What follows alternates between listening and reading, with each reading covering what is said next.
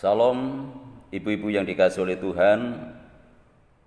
Selamat sore, selamat berjumpa kembali di dalam kasih Tuhan kita Yesus Kristus.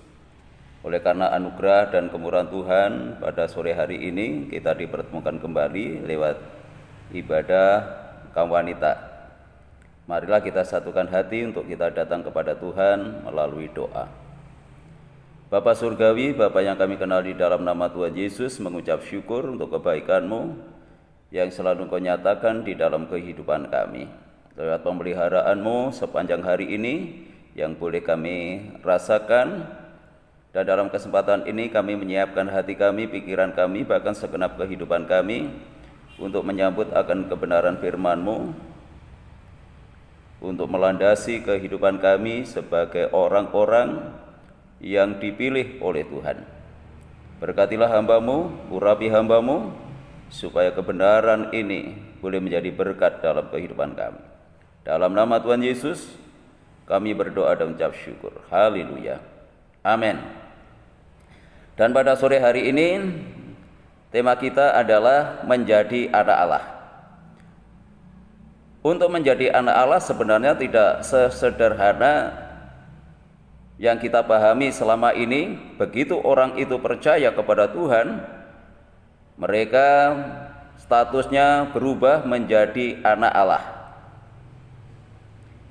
Tapi sebenarnya untuk menjadi anak Allah itu harus lewat sebuah proses yang panjang yang harus kita lewati, sehingga kita sungguh-sungguh menjadi orang-orang yang layak disebut anak Allah. Dan untuk itu marilah kita baca di dalam Yohanes pasal 1 ayat yang ke-12. Demikian firman Tuhan. Yohanes 1 ayat 12. Tetapi semua orang yang menerimanya diberinya kuasa supaya menjadi anak-anak Allah, yaitu mereka yang percaya dalam namanya. Orang-orang yang diperanakkan bukan dari darah atau dari daging, bukan pada secara jasmani oleh keinginan seorang laki-laki, melainkan dari Allah. Jadi ayat ini menerangkan kepada kita atau menjelaskan kepada kita bagaimana orang itu statusnya diubah menjadi anak Allah. Memang yang pertama adalah orang yang percaya kepada namanya. Nama siapa? Ya nama Tuhan Yesus Kristus. Setiap orang yang percaya kepada Tuhan Yesus Kristus itu yang pertama. Itu landasan yang pertama untuk menjadi anak Allah. Yang kedua, orang-orang yang diperanakkan kembali, bukan dari darah dan daging, bukan secara jasmani oleh keinginan seorang laki-laki, melainkan dari Allah. Jadi prosesnya itu sama seperti Tuhan Yesus Kristus. Ketika Tuhan Yesus Kristus berinkarnasi menjadi manusia yang disebut anak Allah, dia lahir bukan oleh karena keinginan manusia, bukan keinginan laki-laki, bukan keinginan perempuan, tetapi dia lahir dari Allah. Demikian pula proses di dalam kehidupan kita tidak sebatas kita percaya kepada Tuhan, menerima Tuhan Yesus Kristus sebagai Allah dan Juru Selamat kita, tetapi kita juga harus lewat proses kelahiran kembali, yaitu kelahiran kembali dari Allah. Secara umum kita memang sudah dilahirkan dari orang tua kita, tetapi untuk menjadi anak Allah harus dilahirkan kembali, yaitu kelahiran dari Allah.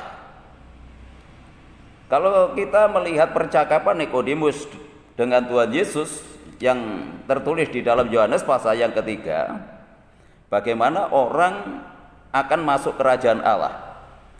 Dan orang yang masuk dalam kerajaan Allah ini juga berkaitan dengan kehidupan anak Allah ini.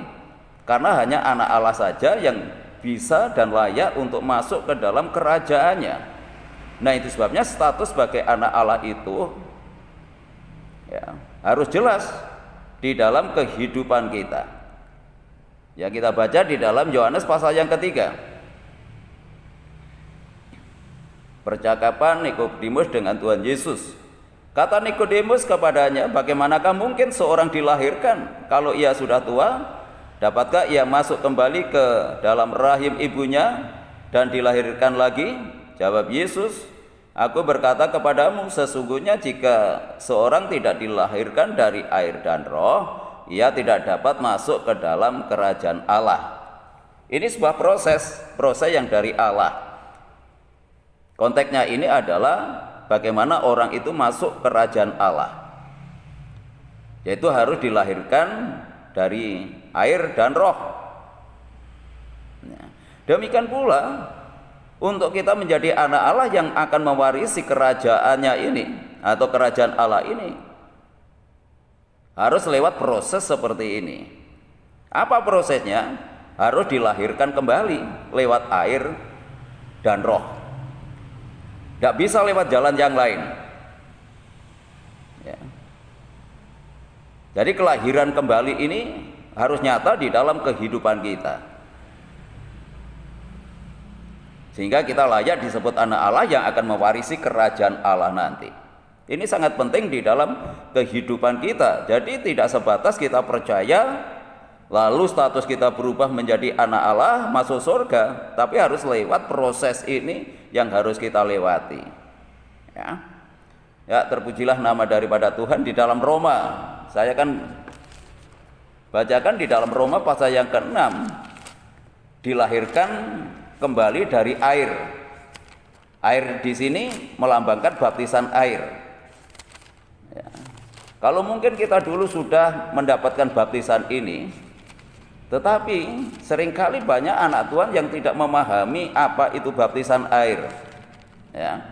Komitmen apa yang harus dilakukan sebagai orang-orang yang dibaptis, atau mungkin waktu itu kita dibaptis ya dorongan orang lain, dorongan orang tua, dorongan pendeta, tetapi kita tidak memahami arti baptisan itu yang akan melahirkan hidup kita kembali dan memiliki status sebagai anak Allah ini. Ya, di dalam Roma pasal yang ke-6 ayat yang ketiga, atau tidak tahukah kamu bahwa kita semua yang telah dibaptis dalam Kristus telah dibaptis dalam kematiannya?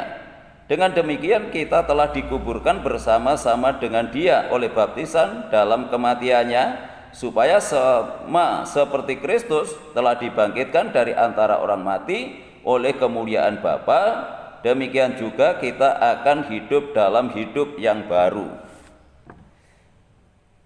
Ya, jadi baptisan air itu adalah orang yang siap untuk apa? Siap untuk mati. Mati bagi dosa, harus sedia. Kalau mungkin kita dulu sudah dibaptis tetapi tidak memahami arti dari baptisan itu, pada sore hari ini mengingatkan kita untuk menyandang status sebagai anak Allah itu harus dibaptis dengan air. Baptisan air itu melambangkan satu kehidupan yang baru atau kesepakatan kita, perjanjian kita dengan Tuhan bahwa kita harus siap mati di dalam dosa. Ya, jadi harus siap mati di dalam dosa, dan baru kita akan memiliki kehidupan yang baru. Nah, dan ini sangat penting di dalam kehidupan kita. Jadi tidak hanya kita pahami, tetapi marilah kita realisasikan dalam kehidupan kita bagaimana kita menjadi wanita yang mati di dalam dosa.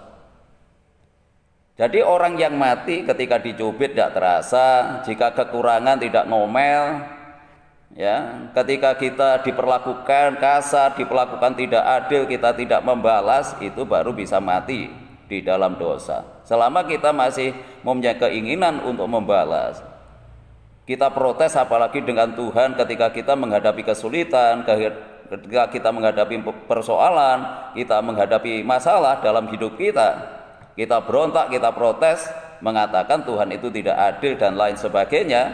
Ini belum mati di dalam dosa. Ya, jadi orang mati itu diperlakukan apa saja, kita belajar bisa menerimanya, belajar kita tidak membalasnya, itu baru mati di dalam dosa. Setelah kita mati di dalam dosa, Kristus tidak mati untuk selamanya, tetapi Kristus akan bangkit. Hidupnya itu hidup bagi Allah. Ya, itu ayat yang ke-10. Kita baca dalam Roma pasal 6, sebab kematiannya adalah kematian terhadap dosa satu kali dan untuk selama-lamanya, dan kehidupannya adalah kehidupan bagi Allah. Demikianlah hendaknya kamu memandangnya, bahwa kamu telah mati bagi dosa, tetapi kamu hidup bagi Allah dalam Kristus Yesus. Ya, terpujilah nama daripada Tuhan. Prosesnya itu sama seperti yang dilakukan oleh Tuhan. Tuhan Yesus mati di atas kayu salib, mati untuk dosa, mati bagi dosa, dan hidup bagi Allah.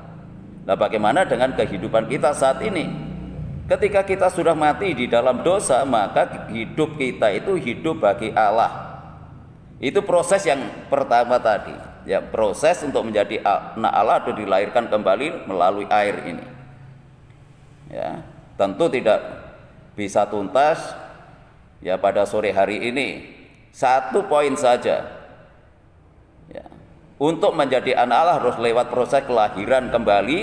Di sini yang berkenaan dengan baptisan air. Baptisan air adalah di mana orang siap, orang itu sedia mati di dalam dosa dan hidup bagi Allah. Pertanyaannya sekarang, kalau kita sudah dibaptis, ya, lalu bagaimana kehidupan kita sekarang ini? Apakah kita ini hidup hanya untuk kesenangan kita sendiri, hidup untuk kebutuhan kita sendiri, atau hidup kita itu hidup bagi Allah? Siapapun kita saat ini, ya, setiap wanita-wanita yang mendengar kebenaran ini, marilah kita mengambil keputusan untuk hidup bagi Allah. Hidup bukan untuk dunia ini, untuk menikmati kesenangan dunia ini, karena kesenangan dunia ini hanya sebentar lagi akan lenyap semuanya, dan tidak ada sesuatu yang dapat kita pertahankan sebenarnya. Nah, untuk itu ketika kita mengerti akan kebenaran ini, marilah kita hidup bukan untuk dunia ini, hidup untuk Allah. Ya, karena kita adalah anak-anak Allah yang akan menerima hak waris untuk masuk dalam kerajaan Allah. Nah, itu sebabnya kita buktikan bagaimana kita memiliki sifat anak-anak Allah, bukan hidup untuk dunia ini, bukan hidup untuk diri kita sendiri, tetapi hidup bagi Allah.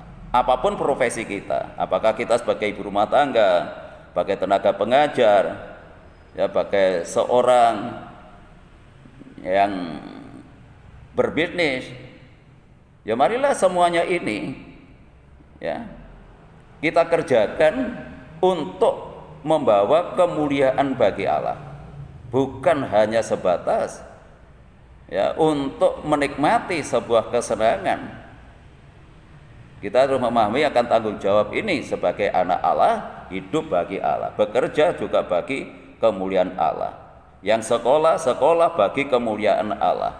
Jadi setiap wanita yang mendengar kebenaran ini, biarlah apapun yang kita kerjakan, apapun yang kita lakukan, marilah kita lakukan semua untuk kemuliaan Allah. Tuhan Yesus memberkati kita pada sore hari ini. Mari kita tutup di dalam doa. Bapa Surgawi, kami bersyukur kalau Engkau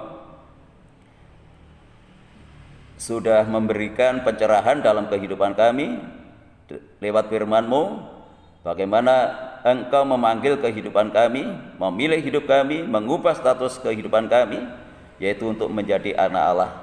Dan kami dapat merealisasikan hidup sebagai anak Allah, yaitu memiliki cara hidup yang baru, bukan untuk kepentingan diri sendiri, tetapi untuk kemuliaan Allah.